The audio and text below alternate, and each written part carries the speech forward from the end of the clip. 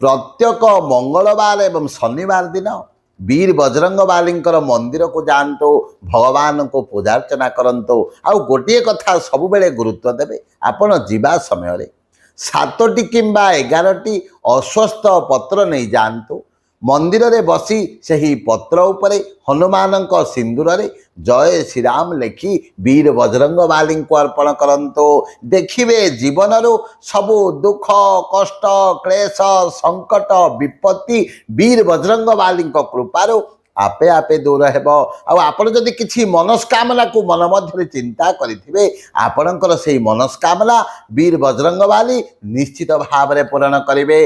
लगातार 11टी शनिवार नचेत 11टी मंगलवार जदि एभली भाव रे करिवे आपणकर समस्त मनस्कामना वीर बजरंग बाली निश्चित भाव रे पूर्ण करिवे। जय जय जगन्नाथ, जय जय जगन्नाथ, जय जय जगन्नाथ।